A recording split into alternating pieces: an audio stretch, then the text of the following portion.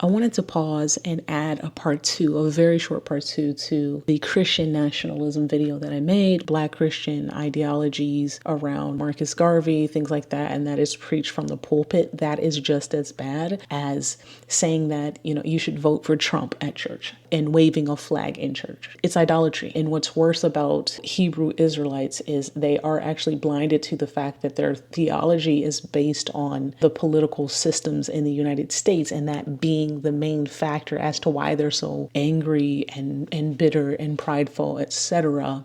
With the hate in their hearts towards white Americans is because of the treatment of people of color in this country and in the Caribbean, etc.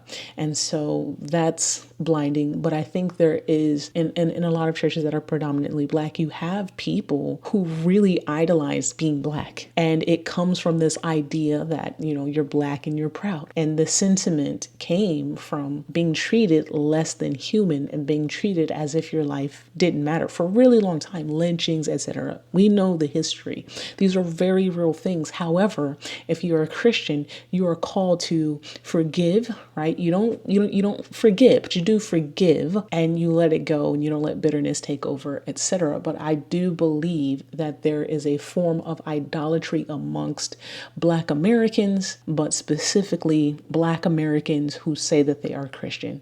You cannot be Black before you are Christian. You cannot say I'm a Black Christian. Now, I'm a Christian and I happen to be Black. And so for me, as a Black American, I don't really see that as who I am. I am a Christian above all. If you want to look at me and say that that's who I am, cool. But on the inside, how I live, how I breathe, how I move, how I communicate is generally from a Christian perspective. And yes, I have my cultural things because I am American. So, but that's not my main thing. Everything that I operate out of is biblical. And so I still think that is a form of idolatry that comes from a demonic spirit of pride. Trauma is there in the sentiments of Black Hebrew Israelites and Black people in the United States who call themselves Christians. And so to be clear, and I think that we have come to a place where there is such a disconnection from one another. What has happened in this country, unfortunately, is extremely demonic. Slavery was demonic. It was evil and vile. And the people who did that gave into every